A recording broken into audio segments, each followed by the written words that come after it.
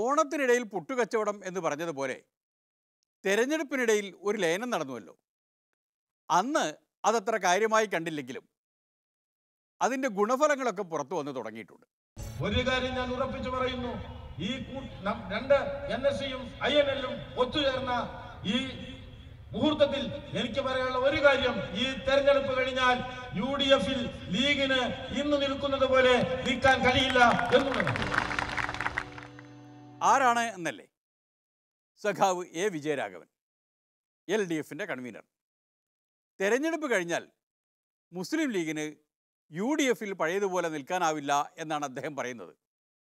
എന്തുകൊണ്ടെന്നാൽ UDF ഒരു ഇടുങ്ങിയ രാഷ്ട്രീയമാണ്, സങ്കുചിത രാഷ്ട്രീയം.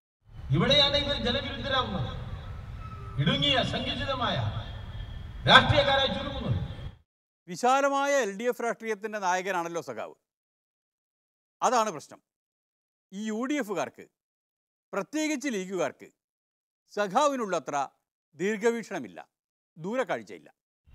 സാധാരണ നമ്മുടെ നാട്ടിലെങ്ങനെയാ, ഈ തെരഞ്ഞെടുപ്പ് വന്നാൽ കോൺഗ്രസ് നേരെ പാണക്കാട്ടേക്ക് പിടിക്കും. നോക്കിയോ, സ്ഥാനാർത്ഥി മുരളി പാണക്കാട്ട്, സ്ഥാനാർത്ഥി മറ്റേ രമ്യ പാണക്കാട്ട്. കുഞ്ഞാലിക്കുട്ടിയുടെ മുന്നിൽ രമ്യരിക്കുന്ന ചിത്രം കണ്ട് ഞാൻ അന്തം വിട്ട് നിന്നുപോയതാണ്. ഇപ്പൊ ഈ കഴിഞ്ഞ 4 ദിവസം കണ്ടോ? മനസ്സിലായില്ലേ? വിജയരാഘവൻ സഖാവിന് ദൂരത്തേക്ക് നല്ല കാഴ്ചയുണ്ട് എന്ന് മനസ്സിലായില്ലേ? തന്നെ അത്ഭുതപ്പെടുത്തിയ ആ കാഴ്ചയെക്കുറിച്ച് പിന്നെയും പലവട്ടം പറഞ്ഞിട്ടുണ്ട് അദ്ദേഹം. സാധാരണ എങ്ങനെയാ, നോമിനേഷൻ കൊടുക്കാൻ പോയ മുരളീധരൻ പാണക്കാട്ട് പോയി. നോമിനേഷൻ കൊടുക്കാൻ പോയ നമ്മുടെ ഇവിടുത്തെ സ്ഥാനാർത്ഥി, എവിടെയാ, നമ്മുടെ ആലത്തൂരിലെ സ്ഥാനാർത്ഥി പെൺകുട്ടി, അവരാദ്യം വന്നിട്ട് ആരെ കണ്ടു? പാണക്കാട്ടെ തങ്ങളെ കണ്ടു. പിന്നെ പോയിട്ട് ആരെ കണ്ടു? കുഞ്ഞാലിക്കുട്ടിയെ കണ്ടു. അതോടുകൂടി ആ കുട്ടിയുടെ കാര്യം എന്താണെന്ന് എനിക്ക് പറയാൻ വയ്യ, പോയിട്ടുണ്ട്. ഈ തെരഞ്ഞെടുപ്പ് തുടങ്ങിയതിനു ശേഷം LDF കൺവീനർ നടത്തിക്കൊണ്ടിരിക്കുന്ന ഈ സ്ഥിരം പ്രസംഗത്തെ അതിൻ്റെ രാഷ്ട്രീയ സ്പിരിറ്റിലെടുക്കാൻ UDFകാർക്ക് കഴിഞ്ഞില്ല എന്നതാണ് പരാജയം. ഈ പ്രശ്നത്തെ കേരള പ്രദേശ് കോൺഗ്രസ് കമ്മിറ്റി അതീവ ഗൗരവത്തോടെയാണ് നിങ്ങളെപ്പോലെ തന്നെ കാണാൻ ആഗ്രഹിക്കുന്നത്. നിങ്ങൾ പോലും ഈ പ്രശ്നത്തെ ഗൗരവത്തോടെ കാണുന്നതെന്നാണ് എന്നോട് ആമുഖമായിട്ട് പറഞ്ഞു പോകുന്നത്. അതുകൊണ്ട് കമ്മ്യൂണിസ്റ്റ് മാർക്സിസ്റ്റ് പാർട്ടിയുടെ ഈ കാര്യത്തിൽ നിലപാടെന്താണ്? ആ നിലപാട് അവർ വിശദീകരിച്ചുകൊണ്ട് പാർട്ടി പരസ്യമായിട്ട് മാപ്പ് പറയാൻ തയ്യാറാകണം. മാത്രവുമല്ല, LDF കൺവീനർക്കെതിരായിട്ട് ശക്തമായ അച്ചടക്ക നടപടിക്ക് അദ്ദേഹത്തെ വിധേയമാക്കുകയും ചെയ്യണം. CPM നിലപാട് വ്യക്തമാക്കണമെന്ന് KPCC പ്രസിഡന്റ് പറഞ്ഞ സ്ഥിതിക്ക് CPMൻ്റെ സെക്രട്ടറിയെ കാണണമല്ലോ. അദ്ദേഹം എന്താണ് പറഞ്ഞത് എൻ്റെ ശ്രദ്ധയിൽപ്പെട്ടിട്ടില്ല. അദ്ദേഹം തന്നെ ഇപ്പോൾ പരസ്യമായി അദ്ദേഹം മുഖ്യമാക്കിയിട്ട് ഈ പത്രത്തിൽ വന്ന വാർത്ത ശരിയല്ല, ഞാനങ്ങനെ ആർക്കും തെറ്റായിട്ട് പറഞ്ഞിട്ടില്ല എന്ന് LDF കൺവീനർ തന്നെ വ്യക്തമാക്കിയിട്ടുണ്ട്. പിന്നെ അനാവശ്യമായി ഇത്തരം വിവാദങ്ങൾ ഉണ്ടാക്കുക മാത്രമാണ് ചെയ്യുന്നത്. അദ്ദേഹം തന്നെ നിഷേധിച്ച് കഴിഞ്ഞിട്ടുണ്ട്, എനിക്ക് അങ്ങനെ ഉദ്ദേശം ഉണ്ടായിരുന്നില്ല എന്ന് പറഞ്ഞിട്ടുണ്ട്. പോലീസിൽ ആർക്കും പരാതി കൊടുക്കാമല്ലോ, പോലീസ് ഇരിക്കുന്നതിൻ്റെ പരാതി കേൾക്കാനല്ലേ. അതാണ് സെക്രട്ടറിയുടെ നിലപാട്, അതായത് പാർട്ടിയുടെ ഔദ്യോഗിക നിലപാട്. ഇനിയിപ്പോൾ അറിയേണ്ടത് സ്ഥാനാർത്ഥിയുടെ നിലപാടാണല്ലോ, രമ്യയുടെ എതിർ സ്ഥാനാർത്ഥിയുടെ നിലപാട്. ഇന്നലത്തെ പൊതുയോഗത്തിൽ വിജയരാഘവൻ നടത്തിയ പരാമർശത്തെക്കുറിച്ച് അദ്ദേഹം തന്നെ മറുപടി പറഞ്ഞു കഴിഞ്ഞു. അതിനപ്പുറത്ത് വേറെ മറുപടി പറയാനില്ല. അദ്ദേഹം തന്നെ ആ പൊതുയോഗത്തിൽ അദ്ദേഹം പ്രസംഗിച്ച് വ്യക്തമാക്കിയിട്ടുണ്ട്. ഇന്ന് മാധ്യമങ്ങളെല്ലാം അദ്ദേഹത്തിൻ്റെ പ്രസംഗത്തിൻ്റെ ദൃശ്യങ്ങളടങ്ങിയിട്ടുള്ള വീഡിയോ ലഭ്യമായിട്ടുണ്ട്. അതിലൊരു പരാമർശവും ഇതുമായി ബന്ധപ്പെട്ടില്ല. ഞാൻ ആ വീഡിയോ കണ്ടതിനകത്തൊന്നും UDF സ്ഥാനാർത്ഥിയുടെ പേര് ഒരു സ്ഥലത്തും പരാമർശിക്കുന്നത് കണ്ടിട്ടില്ല. മറിച്ച് അതൊക്കെ വ്യാഖ്യാനങ്ങളാണ്. അത്തരം വ്യാഖ്യാനങ്ങൾ UDFനെ ഏതെങ്കിലും തരത്തിൽ രക്ഷപ്പെടുത്താൻ കഴിയുമെങ്കിൽ രക്ഷപ്പെടുത്താനാണ്. UDFനെ ഏതെങ്കിലും തരത്തിൽ രക്ഷപ്പെടുത്താൻ എന്നാൽ തിരഞ്ഞെടുപ്പാകുമ്പോൾ അതിനർത്ഥം UDF സ്ഥാനാർത്ഥിയെ രക്ഷപ്പെടുത്താൻ എന്നാണല്ലോ. ഈ ഒരു രീതിയിലൊരു പ്രതികരണം നമ്മൾ ഒരിക്കലും പ്രതീക്ഷിക്കുന്നില്ല. കാരണം ആരും ആയിക്കോട്ടെ, എതിരെ മത്സരിക്കുന്ന സ്ഥാനാർത്ഥി വ്യക്തിപരമായിട്ട് പരിചയം ഇല്ലെങ്കിലും അവർക്ക് കൊടുക്കേണ്ട ഒരു റെസ്പെക്റ്റ് ഉണ്ട്.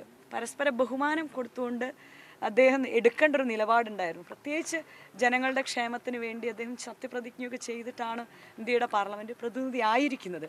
അപ്പോൾ ആ രീതിയിലുള്ള ഒരു പ്രതികരണം തന്നെ വളരെ ഖേദം തോന്നുകയാണ്.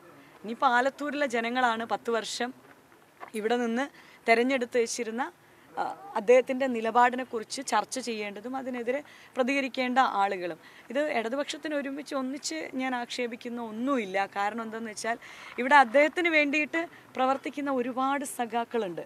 വ്യക്തിപരമായിട്ട് എനിക്കും ബന്ധങ്ങളുള്ള, ഇപ്പോൾ ഈ അടുത്ത തെരഞ്ഞെടുപ്പിൻ്റെ പ്രചരണ പരിപാടിയിലൊക്കെ വ്യക്തിപരമായിട്ട് നേരിട്ട് കാണുകയും സംസാരിക്കുകയൊക്കെ ചെയ്യുന്ന ഒരുപാട് സഖാക്കളുണ്ട്. അവർ പോലും ഇതിനെ ന്യായീകരിച്ചിട്ടില്ല.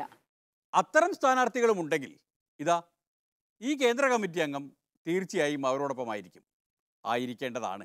ഇല്ല, ഇവിടെ വിജയരാഘവൻ ഒരു പ്രസംഗത്തിൻ്റെ നടത്തിയൊരു പരാമർശമാണ്.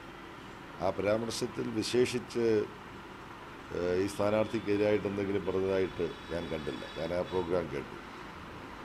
സാധാരണഗതിയിൽ ഒരു പ്രസംഗത്തിനകത്ത് വരുന്ന നിർദോഷമായിട്ടുള്ള ഒരു നിരീക്ഷണമായിട്ടാണ് ഞാനതിനെ കാണുന്നത്. അതാണ് അതിൻ്റെ ശരി. സാധാരണഗതിയിൽ വിജയരാഘവൻ്റെ പ്രസംഗം കേട്ടു പരിചയമുള്ള ഒരാൾക്ക് ഇതിലൊന്നും ഒരു പുതുമയും തോന്നുന്നില്ല. അതാണ് അദ്ദേഹത്തിൻ്റെ രീതി. രാഹുൽ ഗാന്ധിക്ക് ഉപദേശം നൽകുന്ന ആൾ KC വേണുഗോപാൽ. KC വേണുഗോപാലിന് ഉപദേശം നൽകിയ ഒരാളുണ്ട് കേരളത്തിൽ. ആ പേര് ഞാനിപ്പോ പറയുന്നില്ല, നിങ്ങളുടെ എല്ലാവരുടെയും മനസ്സിലുണ്ട് എന്ന് ഓർത്തോളൂ. മനസ്സിലായോ? അദ്ദേഹത്തിന്റെ ഉപദേശ ഈ രാഹുൽ ഗാന്ധിന്റെ ഗതി അതോ ഗതിയാന്ന് ഉറപ്പാവൂലേ അത് വന്നാല്? പിന്നെ ഒരു സംശയമുള്ളത്, ഈ LDFകാരിങ്ങനെ പാണക്കാട് തങ്ങളെക്കുറിച്ച് ആവർത്തിച്ച് പറഞ്ഞുകൊണ്ടിരിക്കുന്നത് എന്തിന് എന്നല്ലേ? അത് കാര്യം വേറെയാണ്. ഏത് സ്ഥാനാർത്ഥികളും പോയിട്ട് മുസ്ലിം ലീഗിന്റെ കയ്യും കാര്യം പിടിക്കുക, അങ്ങനെയുണ്ടോ? അതെ, അതിന് ഘടകകക്ഷിയായിട്ട് പ്രവർത്തിച്ചോട്ടേന്ന്. അതെ, അതില് യാതൊരു പ്രശ്നവും ഞങ്ങൾ കാണുന്നില്ല. പക്ഷെ ഇപ്പം നമ്മൾ കണ്ടത് അതല്ലല്ലോ. പോയിക്കോട്ടെ അനുഗ്രഹമായിക്കോട്ടെ, ഒരു പ്രശ്നമില്ല. പക്ഷേ എല്ലാ ആൾക്കാരും പോയിട്ട് ഇങ്ങനെ കാണുമ്പോഴുള്ള ഒരു അപഹാസ്യത നിങ്ങൾക്ക് തന്നെ തോന്നും, നിങ്ങളുടെ മനസ്സിൽ തന്നെ ഇല്ലേ?